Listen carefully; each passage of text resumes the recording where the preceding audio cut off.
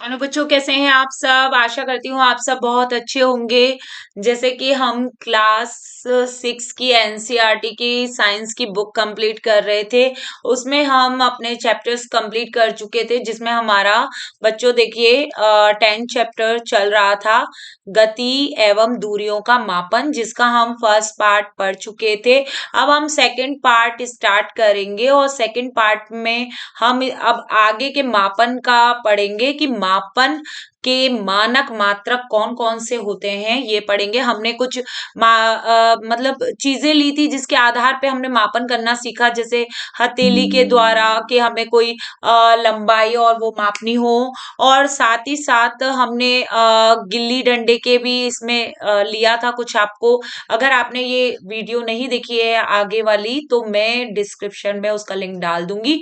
आप उस इस मतलब पार्ट का जो फर्स्ट पार्ट है उसे आप जरूर देखें। मापन के मानक मात्रक कौन कौन से होते हैं, हम स्टार्ट करते हैं बच्चों यहाँ से। देखिए, प्राचीन काल में पैर की लंबाई, उंगली की चौड़ाई तथा एक कदम की दूरी, इन सभी मापों का मात्रक के रूप में सामान्य उपयोग होता था। जो भी हम लंबाई नापते थे तो वो हम इन सबका इस तरीके से ही करते थे कि हमें पैरों की लंबाई लेनी है या उंगली की चौड़ाई, या इस तरीके से हम मापन करते थे सामान्य तरीके से। हड़प्पा सभ्यता के लोगों ने अवश्य ही लंबाई के बहुत अच्छे मापन का उपयोग किया होगा, क्योंकि यह खुदाई में प्राप्त परिशुद्ध ज्यामितीय रचनाओं को देखने से प्रमाणित होता है। आप भी जानते हैं हड़प्पा सभ्यता यानी सिंधु सभ्यता से रिलेटेड, और सिंधु सभ्यता एक नगरीय सभ्यता थी, तो वहां पे पूरा वेल सेटल पूरा एक मतलब नगर मिला खुदाई में, और एकदम ईंटों का माप और नालियों का एकदम पूरी जो माप के अनुसार चीजों को बनाया गया, तो वहां उस समय बहुत अच्छा ज्यामितीय रचनाओं का हमें क्या है सबूत मिला। और ये प्रमाणित करता है कि तब के लोगों ने कितना अपना मापन के लिए एक अच्छा साधन रख रखा था। कोहनी से उंगली के छोर तक की लंबाई, जिसे हाथ कहते हैं, यानी हमारा ये कोहनी है बच्चों, और यहाँ से लेके उंगली के छोर तक की लंबाई हमारा हाथ कहलाता है, यानी इस कोहनी से लेके ये पूरा हाथ है। और लंबाई के मात्रक के रूप में प्राचीन मिस्र के उपयोग किया जाता था, यानी हम हाथ की लंबाई से मापते थे, यह हाथ का इस तरीके से। तो इससे जिसे संसार के अन्य भागों में भी मान्यता प्राप्त है, यानी हम इधर ये हाथ का हिस्सा लेके हम माप लेते थे इस तरीके से। और आज भी ये मान्यता है इसमें कि हम इससे हाथ के इस सहारे से यहाँ से पूरा हम किसी की माप कर सकते हैं इस तरीके से। संसार के विभिन्न भागों में लोग लंबाई के मात्रक के रूप में फुट का उपयोग करते थे, यानी फुट का उपयोग होता था। अलग अलग क्षेत्रों में फुट की लंबाई थोड़ी भिन्न थी, यानी किसी में फुट का, आप भी जानते हो फुट यानी कि फुट कितने कदम, या उसके हिसाब से तो फुट हर उसका क्या है बदल जाता है कि यहाँ फुट का लंबाई कितना होगा और उसके बाद कितनी लंबाई होगी। संसार के विभिन्न भागों में लोग लंबाई के मात्रक के लिए फुट का उपयोग, और ये क्या होता है विभिन्न क्षेत्रों में अलग अलग होता है। लोग एक गज कपड़ा फैली बाह के सिरे से अपने ठोड़ी तक मापते थे, यानी एक गज गज जो लेना है, गज भी आपने अगर अपना एसएसटी में पढ़ा हो तो आप जानते हैं कि गज भी आपने माप पढ़ी है, फुट के साथ गज भी आपने पढ़ा है। और वो कपड़ा जो कपड़ा लेते थे उसे बाहर फैला लेते थे इस तरीके से, पूरा एकदम वो लेते थे, थोड़ी तक के इतना हिस्सा पूरा लेते थे, तो इसको गज बोलते थे। और यहाँ पे रोमवासी अपने पग अथवा कदमों की लंबाई मापते थे, यानी कदमों की लंबाई के अकॉर्डिंग वो, यानी उनका जो मापन था रोमवासियों का, वो कदम थे कि कितने कदम चले, कितना, वो इस तरीके से। प्राचीन भारत में छोटी लंबाइयों को मापने के लिए अंगुल अथवा मुट्ठी का उपयोग किया जाता था। या तो उंगलियों का उपयोग किया जाएगा, उंगलियों का चार चार उंगली, दो उंगली इस तरीके से, या मुट्ठी का उपयोग किया जाएगा इस तरीके से। आज भी भारत में कई शहरों में हम पुष्प विक्रेताओं को हार पुष्प हार बेचते हुए समय अपनी भुजाओं का उपयोग लंबाई के मात्रक के रूप में करते हुए देख सकते हैं। यानी पुष्प की लंबाई इस तरीके से कितना लंबा है और कितना लंबा करना है, वो इससे अपना क्या करते हैं, लंबाई का मात्रक करते हैं। सुविधा अनुसार शरीर के ऐसे बहुत से भागों का मात्रकों के रूप में उपयोग किया जाता है। तो कदमों का से यानी फुट से, या फिर यहाँ अपना हाथ से लेके पूरा एक यहाँ तक का पूरा हिस्सा, या अपने हाथ का कोहनी से लेके ये उंगलियों तक का पूरा हिस्सा, या उंगलियों से लिया जा रहा है। तो ये माप क्या है बच्चों, अलग अलग मतलब देशों में प्रसिद्ध है। भारत में भी प्राचीन काल में इस तरीके से चलती आई है। फिर कितने बदलाव हुए, आइए ये देखते हैं। देखो, तथापि प्रत्येक व्यक्ति के शरीर की मापों में थोड़ी भिन्नता हो सकती है। यानी हर व्यक्ति अलग अलग कद काठी का होता है, सबकी माप अलग अलग होती है। किसी के मान लीजिए हाथ की लंबाई छोटी होगी, जो हाइट में कम है, जो मतलब उसमें कम है हाइट में, तो उसका हाथ की लंबाई, और जो हाइट में लंबा है उसकी हाथ की लंबाई क्या होगी बच्चों, अलग अलग होगी, भिन्न भिन्न होगी। और फुट की भी लंबाई, पैर का भी साइज आपने देखा होगा, किसी का 5 नंबर का जूता आता है तो किसी का 7 नंबर का आता है, तो सबका अपना डिफरेंट डिफरेंट साइज होता है, शरीर की माप अलग अलग होती है। और शायद इसी कारण भी मापन में क्या आती हैं, उलझने आती हैं। इसमें वर्ष 1790 में फ्रांसीसियों ने मापन की एक मानक प्रणाली रचना की, जिसे मीटर पद्धति कहते हैं। यानी आप फ्रांसीसियों ने मापन के लिए एक प्रणाली निकाली, जिसे मीटरी पद्धति कहते हैं। एक समानता के लिए समस्त संसार के वैज्ञानिकों ने मापन के मानक मात्रकों के एक सेट को स्वीकार कर लिया। आजकल जिस मात्रक प्रणाली का उपयोग हो रहा है उसे अंतरराष्ट्रीय मात्रक प्रणाली कहते हैं। यानी जो हम मात्रक यूज कर रहे हैं, उपयोग कर रहे हैं, उसे अंतरराष्ट्रीय मात्रक प्रणाली, एसआई मात्रक कहते हैं। लंबाई का एसआई मात्रक क्या है, मीटर। आप ये ध्यान रखिए, लंबाई का जो मात्रक है वो बच्चों मीटर है, मीटर। और यहाँ देखिए चित्र 10.6 में मीटर पैमाने दिखाया गया है। तो मीटर को मापने के लिए ये पैमाना दिखाया गया है, इससे मापते हैं। जो आपने अपने मतलब अपना जो ज्योमेट्री बॉक्स है उसमें भी आपके पास स्केल होती होगी, पैमाना जिसे कहते हैं, उस पैमाने या उसे फुटा भी बोलते हैं, उसमें भी क्या है, लंबाई को मापने के लिए होता है। वो किसके लिए होता है स्केल, वो लंबाई को मापने के लिए होता है। इसमें आपके ज्यामितीय बॉक्स का 15 सेंटीमीटर पैमाना भी दिखाया गया है। तो समझ रहे हैं आप, ज्यामिति बॉक्स यानी ज्योमेट्री बॉक्स जो आपका है, उसमें ये जो पैमाना आपने देखा है वो उसी का ही है। ठीक है, यानी वो दूरी का मापने का ही है।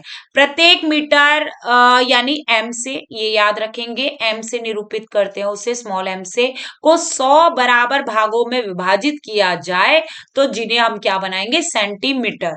और 1 सेंटीमीटर के 10 बराबर भाग होते हैं तो उन्हें मिलीमीटर कहते हैं। इस प्रकार 1 मीटर में 100 सेंटीमीटर और 1 सेंटीमीटर में 10 मिलीमीटर होते हैं। आपको ये समझ में आया? तो यानी कि अगर हम 1 मीटर का 100 बराबर भागों में 1 मीटर को बांट दें तो वो सेंटीमीटर हो जाएगा। उसका छोटा जो टुकड़ा है 100, जो 1 मीटर का जो 100 बराबर भागों में, तो उसका एक टुकड़ा क्या है, 1 सेंटीमीटर के बराबर, यानी 100 सेंटीमीटर 1 मीटर बना रहे हैं। उसी प्रकार से 1 सेंटीमीटर का जो टुकड़ा है उसमें अगर हम 10 भाग कर दें, 10 भाग कर दें उसके, तो वो 1 मिलीमीटर के बराबर होगा। तो लंबी दूरियों को मापन के लिए मीटर एक सुविधाजनक मात्रक नहीं है। हम लंबी दूरियां मापनी है तो मीटर नहीं है, अब उससे भी बड़ा हमें मापन लेना है, मीटर से भी बड़ा। इसके लिए हम एक बड़े मात्रक को परिभाषित करते हैं जिसे किलोमीटर कहते हैं। हमें आप भी जानते होंगे, लंबी दूरी है, कितने किलोमीटर की दूरी है, हम किलोमीटर से निकालते हैं, मीटर से नहीं निकालते हैं। अगर कोई गांव के गांव से थोड़ी दूर और गांव है तो उसको भी हम किससे निकालेंगे कि किलोमीटर से, कि ये 3 किलोमीटर दूर है या 4 किलोमीटर दूर है, इस तरीके से। और 1 किलोमीटर जो होता है वो 1000 मीटर के बराबर होता है, यानी 1 किलोमीटर का 1000 भागों में बांट दिया जाए तो उसका एक टुकड़ा क्या कहलाएगा, 1 मीटर के बराबर होगा। अब हम अपने सभी मापन क्रियाकलापों को मानक पैमानों का उपयोग करके दोहरा सकते हैं तथा लंबाई को एसआई मात्रकों में माप सकते हैं। ऐसा करने से पहले हमें दूरियां तथा लंबाइयां मापने का सही ढंग जानना आवश्यक है। कैसे सही ढंग से हम मापेंगे ये जानना जरूरी है। तो आओ ये देखते हैं लंबाई की यथार्थ परिशुद्ध माप कैसे निकाले, लंबाई की एग्जिट लंबाई जो है वो कैसे निकाले। उसके लिए अपने दैनिक जीवन में हम विविध प्रकार की मापक युक्तियों का उपयोग करते हैं और लंबाई मापने के लिए हम मीटर पैमाने का उपयोग करते हैं।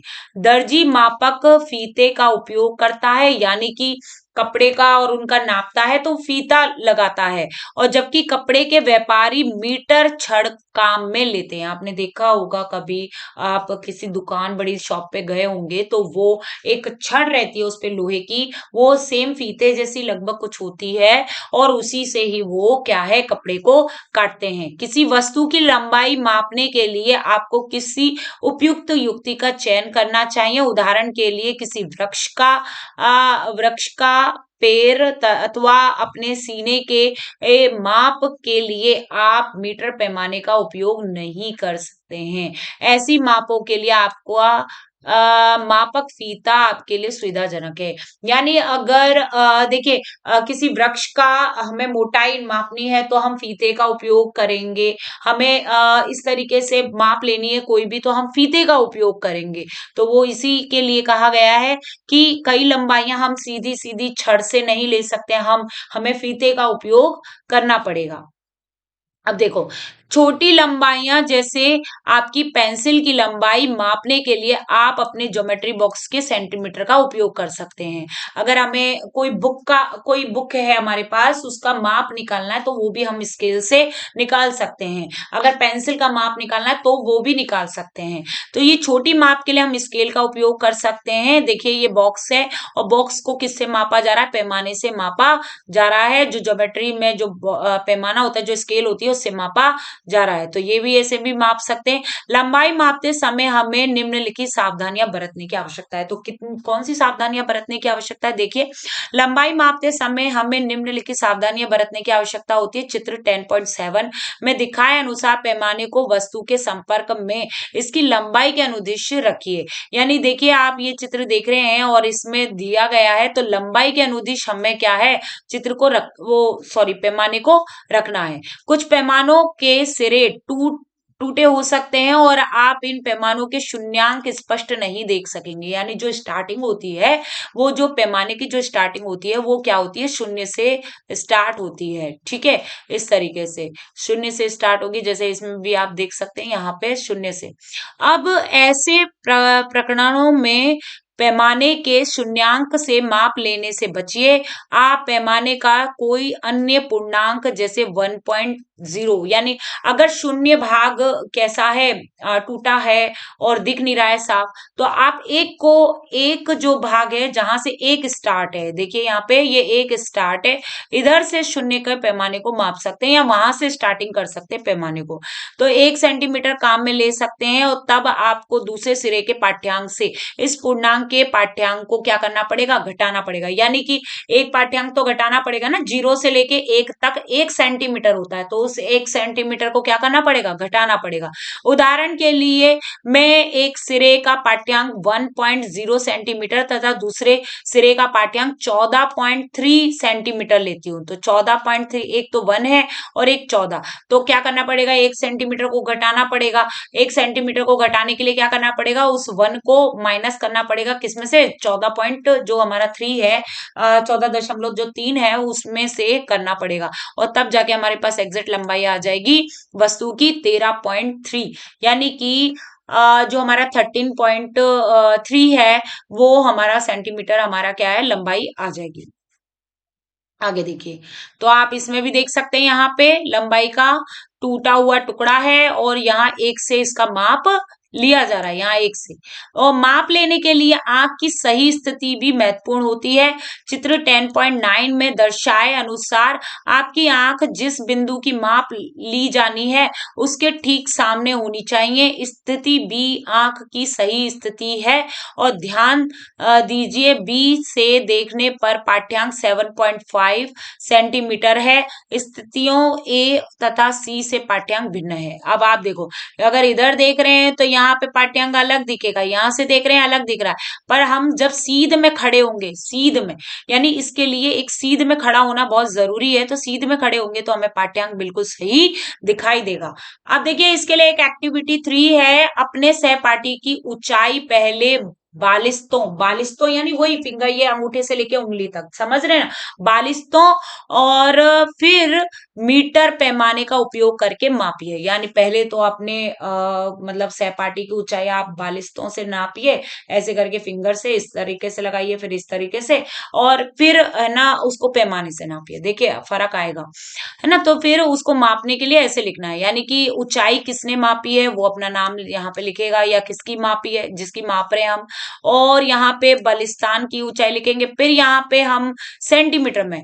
तो अपने सहपाठी को दीवार के साथ पीठ रखकर खड़ा होने के लिए कहिए। उसके सिर से ठीक ऊपर दीवार पर एक चिन्ह अंकित कीजिए। अब फर्श से दीवार पर बने इस चिन्ह तक की दूरी पहले अपने बलिस्थ से लीजिए, यानी वही हथेली से लीजिए, और फिर मीटर पैमाने से मापिए। अन्य सभी विद्यार्थियों से इस लंबाई को इसी प्रकार मापने के लिए कहिए। सभी प्रेक्षण किस में लिखने हैं, हमें टेबल में लिखने हैं। ये रही हमारी टेबल, ये रही 10.3 वाली टेबल, इसमें लिखते हैं ऊंचाई के माप, और अन्य सभी विद्यार्थी लिखेंगे सभी प्रेक्षण सारणी में दिए, लिखिए। ठीक है, विभिन्न विद्यार्थियों के द्वारा प्राप्त परिणामों का ध्यान से अध्ययन कीजिए। कॉलम 2 में परिणाम एक दूसरे से भिन्न हो सकते हैं, क्योंकि विद्यार्थियों के बलिस्तों की जो लंबाई होती है, अलग अलग जो विद्यार्थी हैं, जो उनकी जो बालिस्तों की जो लंबाई है एक दूसरे से भिन्न हो सकती है। अब कॉलम 3 के परिणामों को देखिए, जिसमें सभी मापे मानक पैमाने द्वारा ली गई हैं, और ये परिणाम एक दूसरे के बहुत समीप हो सकते हैं।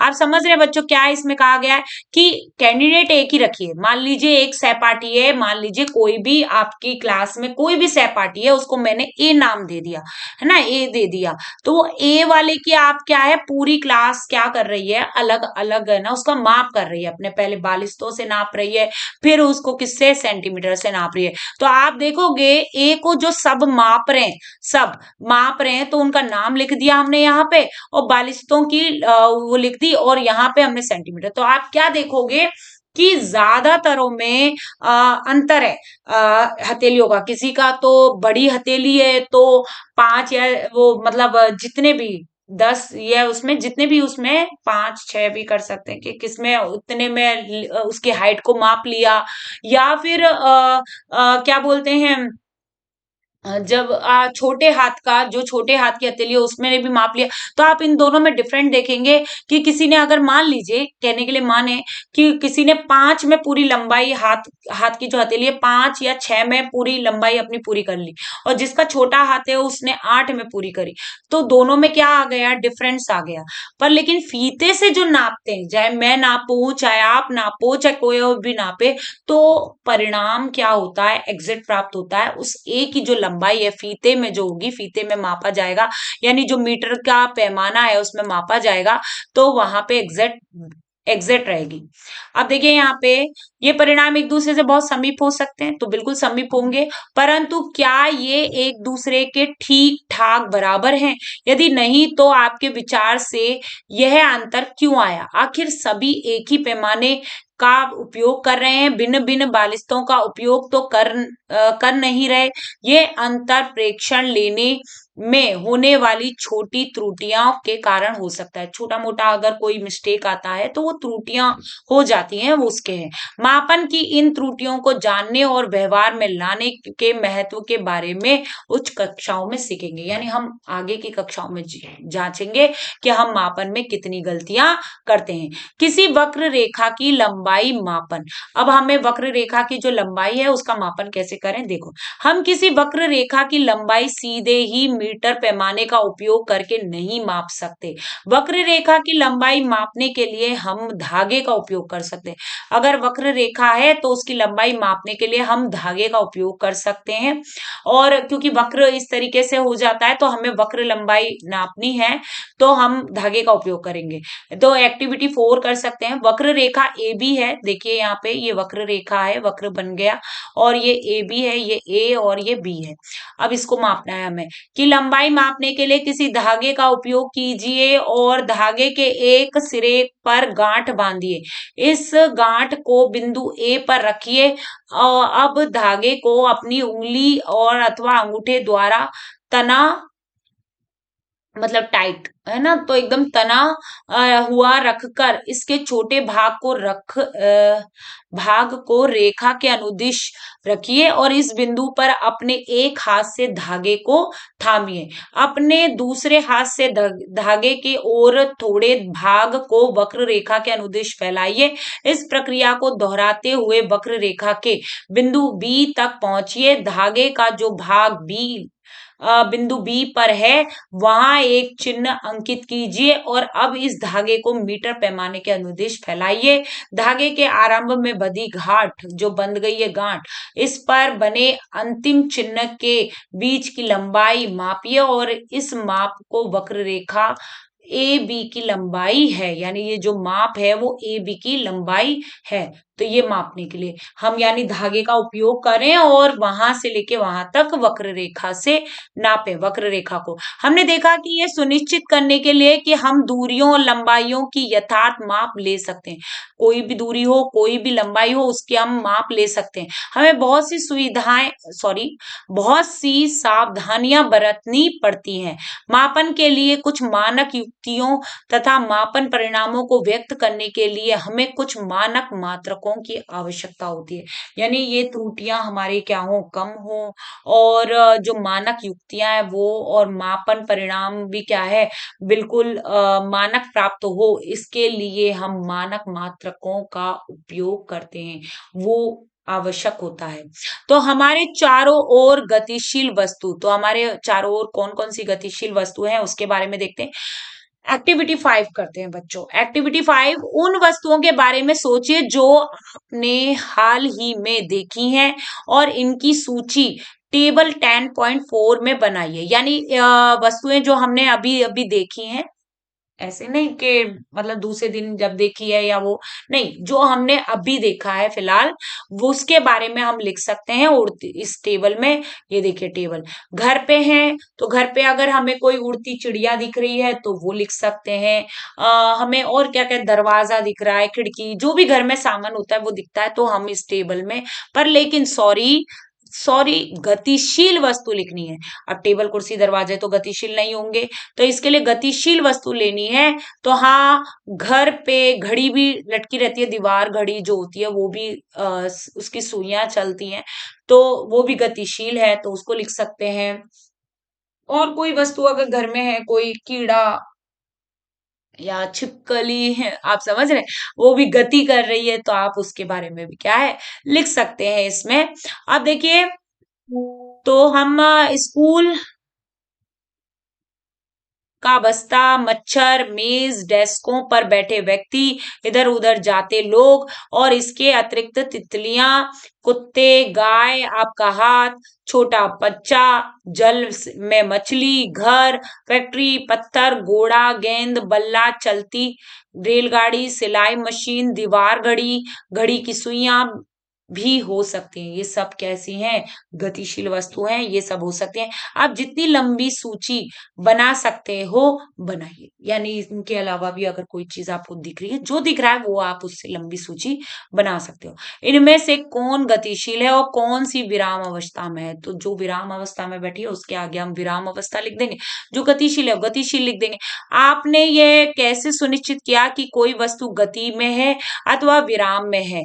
आपने ये देखा होगा कि चिड़िया कुछ समय पश्चात पहले वाले स्थान पर दिखाई नहीं देती है, जबकि मेज उसी स्थान पर है, और इस आधार पर आपने ये सुनिश्चित किया होगा कि कोई वस्तु गति में है अथवा विराम में है। यानी अगर कोई वस्तु गति कर रही है तो वो थोड़ी देर के लिए वहां रहेगी और फिर क्या हो जाएगी? गायब हो जाएगी। या जैसे कबूतर चिड़िया का सॉरी चिड़िया का उदाहरण दिया, तो चिड़िया क्या हो गई? उड़ गई। और जो मेज थी वो वहीं रह गई, क्योंकि मेज एक स्थिर है, वो नहीं। और गतिशील कौन थी? चिड़िया, और चिड़िया उड़ गई। ठीक है, तो ये चीजें हैं। देखिए, आइए हम किसी चींटी की गति को ध्यान से देखें। तो आपने अगर अपने घरों में चींटियों की लाइन को देखा होगा, तो वो एक साथ चलती हैं और एक साथ ही क्या है, पूरे क्षेत्र में इधर से उधर पूरा एक टोली रूप में चलती हैं। जैसे आप इसमें भी देख सकते हो, देखो ये जा रही है, ये जा रही है, इस तरीके से। तो हम बच्चों, जो हमारी एक्टिविटी 6 है इसको देख लीजिए। एक्टिविटी 6 क्या है? फर्श पर कागज की एक बड़ी शीट फैलाकर इस पर कुछ चीनी रखिए। अब आप मतलब फर्श पर एक क्या रखें? शीट रखें, व्हाइट शीट, और चींटियां इस चीनी की ओर आकर्षित होंगी, तथा आप शीघ्र ही इस कागज की शीट पर बहुत सी चींटियां रेंगते हुए देखेंगे। क्योंकि मीठा कहीं भी फैल जाता है बच्चों, वहां तुरंत क्या आ जाती हैं? चींटियां आ जाती हैं। आपने देखा होगा किसी एक चींटी के लिए, जब वह कागज की शीट पर तुरंत रेंग चुकी हो, पेंसिल से उसकी स्थितियों के निकट छोटे छोटे चिन्ह अंकित कीजिए। जैसे जैसे यह कागज पर रेंगती हुई, आप इसकी स्थितियों पर चिन्ह अंकित करते जाइए। देखिए ये किधर गई, कैसे गई, ये सारी चीजें पूरा, और ये इस तरीके से आप क्या है, गति करते हुए मॉडल बना सकते हैं। मतलब उसमें कागज पे अंकित कर सकते हैं, लिख सकते हैं। अब देखिए, कुछ समय के पश्चात कागज की शीट को इधर उधर हिलाकर इस पर से चीनी एवं चींटियां हटा दीजिए। उन विभिन्न बिंदुओं जिन्हें आपने कागज पर अंकित किया है, हम कागज पे लिख सकते हैं। और इससे क्या है, जो जो एक्टिविटी हुई है, जो हमने चित्र बना लिया है, वो हमें अब दिखाई देंगे। और किया था, और को तीरों द्वारा जोड़कर चींटी की गति को दिशा दर्शाइए। यानी तीर लगा लीजिए, पहले कहाँ गई? इधर गई, फिर इधर गई, फिर इधर से इधर गई। इस तरीके से हम तीरों के क्या लगा सकते हैं बच्चों? निशान लगा सकते हैं, और चींटी की गति की दिशा दर्शा सकते हैं।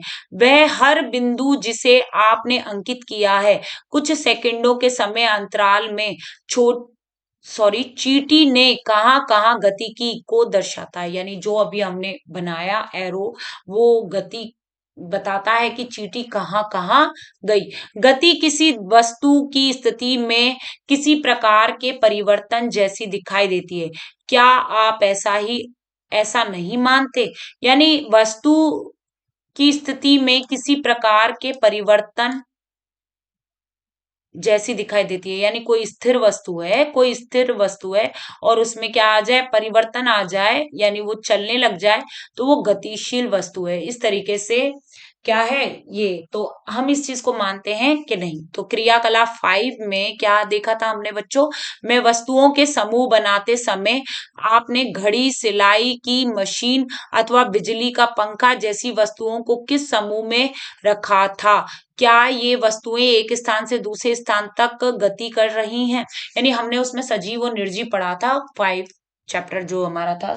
और उस 5 चैप्टर में हमने सजीव निर्जीव जीव जगत चैप्टर में पढ़ा था हमने। और उसमें ये था कि जो हमारी